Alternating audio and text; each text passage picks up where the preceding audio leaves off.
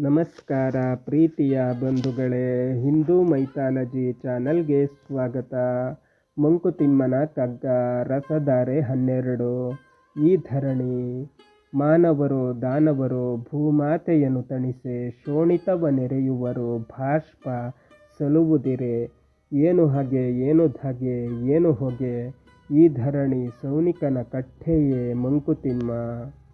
ಇವರೇನು ಮನುಷ್ಯರೋ ಅಥವಾ ರಾಕ್ಷಸರೋ, ಈ ಭೂಮಾತೆಯನ್ನು ತಣಿಸಲು ಅಂದರೆ ದಾಹವಿಂಗಿಸಲು ಕಣ್ಣೀರು ಸುರಿಸುವ ಬದಲು ರಕ್ತವನ್ನು ಸುರಿಸಿಹರಲ್ಲ. ಈ ಪ್ರಪಂಚದಲ್ಲಿನ ಹಗೆ ಮತ್ತು ಹೊಗೆಗಳನ್ನು ನೋಡಿದರೆ ಇಡೀ ಪ್ರಪಂಚವೇ ಕಟುಕನ ಜಗುಲಿಯಂತಿದೆ ಎನ್ನುತ್ತಾರೆ ಮಾನ್ಯ ಗುಂಡಪ್ಪನವರು. ಮತ್ತದೇ ಯುದ್ಧದ ಸನ್ನಿವೇಶವನ್ನು ಈ ಕಗ್ಗದಲ್ಲೂ ಉಲ್ಲೇಖಿಸುತ್ತಾರೆ ಶ್ರೀ ಗುಂಡಪ್ಪನವರು. ಪಾಪ ಅವರ ಮನ ಎಷ್ಟು ನೊಂದಿತ್ತೋ ಏನೋ, ಇಲ್ಲದಿದ್ದರೆ ಅಂದಿನ ವರ್ತಮಾನ ಸ್ಥಿತಿಗೆ ಇಷ್ಟೊಂದು ಪ್ರತಿಕ್ರಿಯೆ ಬರುತ್ತಿತ್ತೇ? ಇರಲಿ, ಮಾನವರಾದ ನಾವು ಮಾನವರಂತೆ ಇರದೆ ದಾನವರಂತೆ ಏಕೆ ಒಬ್ಬರಿಗೆ ಮತ್ತೊಬ್ಬರ ರಕ್ತದಾಹ? ಬಾಳುವವನು ಮಾನವ ಎನ್ನುತ್ತದೆ ಪರಿಭಾಷೆ. ಬಾಳದೆ ಯುದ್ಧ ಮಾಡಿ ನಾಶಕ್ಕೆ ಕಾರಣರಾದವರನ್ನು ಮಾನ್ಯ ಗುಂಡಪ್ಪನವರು ದಾನವರೆಂದು ಸೂಕ್ತವಾಗಿ ಹೇಳಿದ್ದಾರೆ. ಅಹಂಕಾರದಿಂದ, ಆಸೆಯಿಂದ, ಮದ ಮತ್ಸರಗಳ ಕಾರಣಗಳಿಂದ ಎಲ್ಲ ಯುದ್ಧಗಳು ನಡೆಯುತ್ತವೆ. ನಮ್ಮ ಪುರಾಣಗಳಲ್ಲೂ ಇಂತಹ ಯುದ್ಧಗಳನ್ನು ನೋಡಬಹುದು. ದಾನವರಾಗೇ ಹುಟ್ಟಿದ ಹಿರಣ್ಯಾಕ್ಷ, ಹಿರಣ್ಯಕಶಿಪುಗಳು ಸಹ ತಮಗೆ ಸಿಕ್ಕ ವರಗಳ ಬಲದಿಂದ ಮದೋನ್ಮತ್ತರಾಗಿ ಭೂಲೋಕವೇನು ದೇವಲೋಕಕ್ಕೂ ಲಗ್ಗೆ ಇಟ್ಟ ಉಲ್ಲೇಖವುಂಟು. ಮಹಾಭಾರತದ ಯುದ್ಧದಲ್ಲೂ ಇಡೀ ಆರ್ಯವರ್ತವೇ ಇಬ್ಬಾಗವಾಗಿ ಕೆಲವರು ಕೌರವರ ಮತ್ತೆ ಕೆಲವರು ಪಾಂಡವರ ಪಕ್ಷ ವಹಿಸಿ ಯುದ್ಧ ಮಾಡಿ 18 ಅಕ್ಷೋಹಿಣಿ ಜನರನ್ನು ಬಲಿ ತೆಗೆದುಕೊಂಡಿತಂತೆ. ಅದು ಪುರಾಣ. ಗ್ರೀಕ್ ಪುರಾಣದಲ್ಲಿ ಬರುವ ಟ್ರೋಜನ್ ಯುದ್ಧವೂ ಸಹ ಒಂದು. ಹೆಲನ್ ಎನ್ನುವ ಹೆಣ್ಣಿಗಾಗಿ ನಡೆದು ಸುಮಾರು ವರ್ಷಗಳ ಕಾಲ ನಡೆದು ಅಪಾರ ಸಾವು ನೋವುಗಳಿಗೆ ಕಾರಣವಾಯಿತಂತೆ. ಇನ್ನು ನಮ್ಮ ದೇಶದಲ್ಲಿ ಕ್ರಿಸ್ತಪೂರ್ವ 323ರ ಸುಮಾರಿಗೆ ಚಾಣಕ್ಯ ಬರುವವರೆಗೆ ಸಣ್ಣ ಸಣ್ಣ ರಾಜರು ಮತ್ತು ಕೆಲವು ದೊಡ್ಡ ರಾಜರುಗಳು ಸದಾ ಯುದ್ಧನಿರತರು. ಮಾತ್ರ ಅವರ ದಾನವಿ ಅಹಂಕಾರವನ್ನು ತಣಿಸಲಿಕ್ಕಾಗಿಯೇ ನಡೆದ ಯುದ್ಧಗಳು. ಕ್ಷುಲ್ಲಕ ಕಾರಣಕ್ಕಾಗಿಯೇ ನಡೆಯುವ ಯುದ್ಧಗಳಲ್ಲೆಲ್ಲ ನಡೆಯುವುದು ಸಾಮಾನ್ಯರ ಮಾರಣ ಹೋಮ. ಅದು ದಾನವಿ ಪ್ರವೃತ್ತಿ. ನಮ್ಮ ದೇಶವನ್ನೇ ತೆಗೆದುಕೊಂಡರೆ ಮೊದಲು ಯವನರು, ನಂತರ ಮೊಘಲರು, ನಂತರ ಬ್ರಿಟಿಷರು, ಹೀಗೆ ಆಕ್ರಮಣಕಾರರ ದಂಡೇ ನಮ್ಮ ದೇಶವನ್ನು ಲೂಟಿ ಮಾಡಲು ಹಿಂಡು ಹಿಂಡಾಗಿ ಬಂದವರೇ ಹೆಚ್ಚು. ಇವರೂ ಸಾಲದೆಂಬಂತೆ ಬಂದವರು ಡಚ್ಚರು, ಪೋರ್ಚುಗೀಸರು ಎಲ್ಲರೂ ನಮ್ಮ ನಾಡಿನ ಮೇಲೆ ದಾಳಿ ಮಾಡಿದರು. ವಾಚಕರೇ ನೋಡಿ, ಭಾರತವು ಯಾವುದೇ ಅನ್ಯ ದೇಶದ ಮೇಲೆ ದಾಳಿ ಮಾಡಿದ್ದನ್ನು ಯಾವುದಾದರೂ ಪುಸ್ತಕದಲ್ಲಿ ಕಂಡಿದ್ದೀರಾ? ಅಖಂಡವಾಗಿದ್ದ ಭಾರತ 200 ವರ್ಷಗಳಲ್ಲಿ ತುಂಡು ತುಂಡಾಗಿ ಹರಿದು ಹಂಚಿ ಹೋಗಿದೆ. ಹಾಗಾಗಿ ವಾಚಕರೇ, ಅಹಂಕಾರ, ದುರಾಸೆ ಈ ಎಲ್ಲ ಯುದ್ಧಗಳಿಗೂ ಕಾರಣವಾಗಿತ್ತು. ಈ ಜಗತ್ತಿನಲ್ಲಿ ಮಾನವರು ಸುಸಂಸ್ಕೃತ ಪ್ರಾಣಿಗಳು, ಅನ್ಯ ಪ್ರಾಣಿಗಳಿಗಿಂತ ಭಿನ್ನ.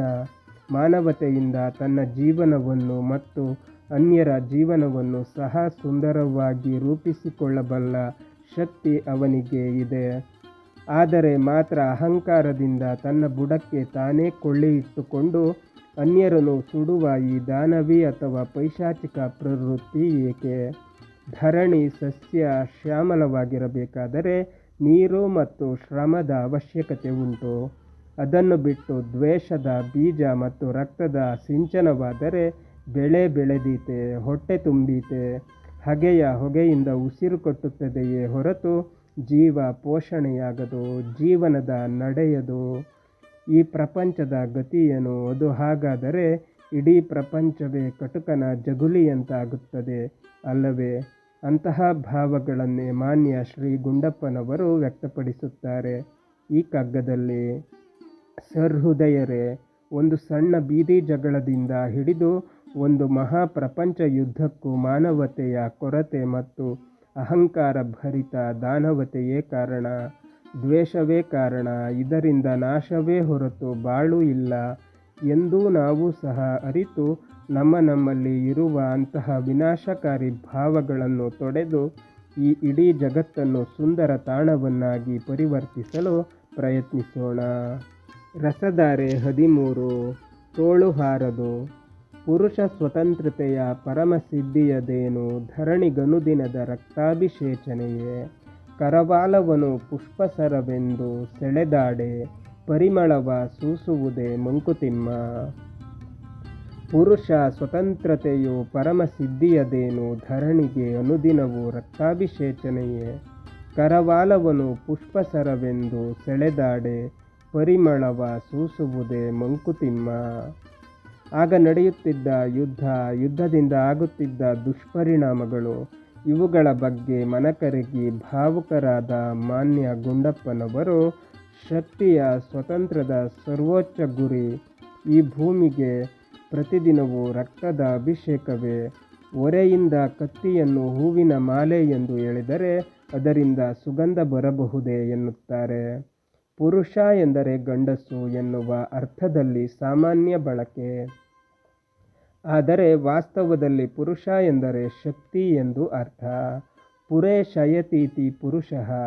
ಚೇತನ ಎಂದು ಅಸ್ತಿತ್ವವನ್ನು ಸೂಚಿಸುವಾಗ, ಕ್ರಿಯಾಶೀಲತೆಯನ್ನು ಸೂಚಿಸುವಾಗ ಚೈತನ್ಯ ಎಂದು ಕರೆಯಲಾಗುತ್ತದೆ.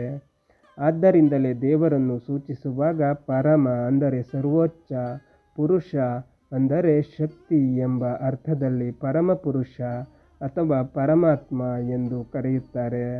ಒಟ್ಟಾರೆ ಪುರುಷವೆಂದರೆ ಶಕ್ತಿ. ಈ ಶಕ್ತಿಯ ಉಪಯೋಗ ರಕ್ಷಣೆಗೆ ಮಾತ್ರ.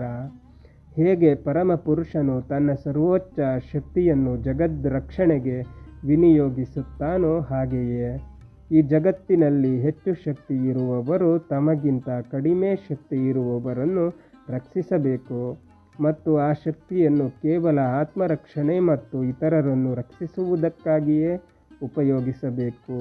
ಇದು ಧರ್ಮ. ಇಲ್ಲಿ ಶಕ್ತಿ ಎಂದರೆ ಕೇವಲ ದೈಹಿಕ ಶಕ್ತಿಯಷ್ಟೇ ಅಲ್ಲ, ಎಲ್ಲ ರೀತಿಯ ಶಕ್ತಿಯೂ ಇದರ ಪರಿಧಿಯೊಳಗೆ ಬರುತ್ತದೆ. ದೇಹಬಲ, ಧನಬಲ, ಜನಬಲ, ಅಧಿಕಾರ ಬಲ, ಬುದ್ಧಿಬಲ ಇತ್ಯಾದಿ ಇತ್ಯಾದಿ.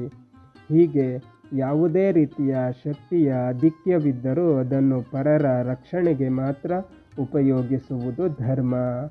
ಆದರೆ ಅಂದಿನ ಮತ್ತು ಇಂದಿನ ವಾಸ್ತವತೆಯೇ ಬೇರೆ.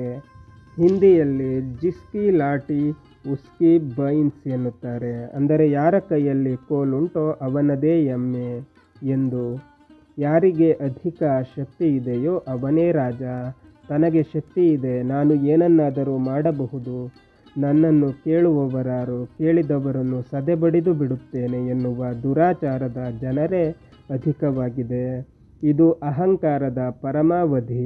ಎಲ್ಲ ಸಂಘರ್ಷಗಳು ಈ ಅಹಂಕಾರ ಜನಿತವಾದ ದಬ್ಬಾಳಿಕೆಯಿಂದಲೇ ನಡೆಯುತ್ತವೆ. ಇದು ತಪ್ಪು. ಇದರಿಂದ ಪ್ರತಿನಿತ್ಯದ ರಕ್ತಪಾತ, ಸಾವು, ನೋವು ಮಾತ್ರ ಎನ್ನುತ್ತಾರೆ ಶ್ರೀ ಗುಂಡಪ್ಪನವರು.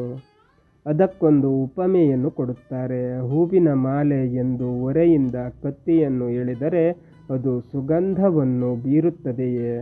ವೀಕ್ಷಕರೇ, ನಮ್ಮಲ್ಲಿ ಶಕ್ತಿ ಇದ್ದರೆ, ನಮ್ಮ ಅವಶ್ಯಕತೆಗೆ ಮೀರಿ ಶಕ್ತಿ ಇದ್ದರೆ ಅದನ್ನು ಪರಹಿತಕ್ಕಾಗಿ ಉಪಯೋಗಿಸಬೇಕು. ಆ ಪರಮಾತ್ಮನ ಕೃಪೆಯಿಂದ ನಮಗೆ ಸಿಕ್ಕ ಅಧಿಕ ಶಕ್ತಿಯನ್ನು ನಮಗಿಂತ ಕಡಿಮೆ ಶಕ್ತಿ ಇರುವವರ ಒಳಿತಿಗಾಗಿ ಉಪಯೋಗಿಸಬೇಕು. ಹಾಗಾದಾಗ ಪರಸ್ಪರ ಪ್ರೀತಿ ವಿಶ್ವಾಸಗಳು ಬೆಳೆದು ಇಡೀ ಸಮಾಜವೇ ವಾಸಿಸಲು ಒಂದು ಸುಂದರ ತಾಣವಾಗುತ್ತದೆ. ಇಂದಿನ ಸ್ವಾರ್ಥಭರಿತ ಸಮಾಜದಲ್ಲಿ ಎಂತೆಂತಹ ವಿದ್ಯಮಾನಗಳು ನಡೆಯುತ್ತಿವೆ ಎಂದು ವಿಷಾದಪಡಿಸುವ ಅವಶ್ಯಕತೆಯೇ ಇಲ್ಲ. ಅದು ಸರ್ವರಿಗೂ ಗೊತ್ತಿರುವ ವಿಷಯವೇ. ಅದು ತಪ್ಪು, ಅದು ಸರಿ ಇಲ್ಲ ಎಂಬ ಅರಿವು ಎಲ್ಲರಿಗೂ ಇದೆ. ಹಾಗಾಗಿ ವೀಕ್ಷಕರೇ, ನಾವು ಆ ನಿಟ್ಟಿನಲ್ಲಿ ಯೋಚನೆ ಮಾಡಬೇಕು. ನಮ್ಮ ಶಕ್ತಿಯನ್ನು ಸ್ವರಕ್ಷಣೆಗೆ ಉಪಯೋಗಿಸುವ, ಪರರ ರಕ್ಷಣೆಗೆ ಉಪಯೋಗಿಸುವ, ಆದರೆ ದುರಾಸೆಗೆ, ಸ್ವಾರ್ಥಕ್ಕೆ, ಪರರ ಭಕ್ಷಣೆಗೆ ಉಪಯೋಗಿಸುವ ಬುದ್ಧಿ ನಮಗೆ ಎಂದೂ ಬರದಿರಲಿ ಎಂದು ಪ್ರಾರ್ಥಿಸುತ್ತಾ ನಮ್ಮಲ್ಲಿ ಇರಬಹುದಾದ ಕೊರತೆಗಳನ್ನು ನೀಗಿಸಿಕೊಳ್ಳುವ ಪ್ರಯತ್ನವನ್ನು ಮಾಡೋಣ. ನಮಸ್ಕಾರ ಬಂಧುಗಳೇ. ಮಂಕುತಿಮ್ಮನ ಕಗ್ಗ ಮುಂದುವರಿಯುತ್ತದೆ. ಅಲ್ಲಿಯ ತನಕ ನಮ್ಮ ಚಾನಲನ್ನು ನೋಡ್ತಾ ಇರಿ. ಎಲ್ಲ ವಿಡಿಯೋಗಳನ್ನು ನೋಡಿ, ಶೇರ್ ಮಾಡಿ, ಲೈಕ್ಸ್ ಮಾಡಿ, ಕಮೆಂಟ್ ಮಾಡಿ, ಹಾಗೆ ನಮ್ಮ ಚಾನಲನ್ನು ಸಬ್ಸ್ಕ್ರೈಬ್ ಮಾಡಿ.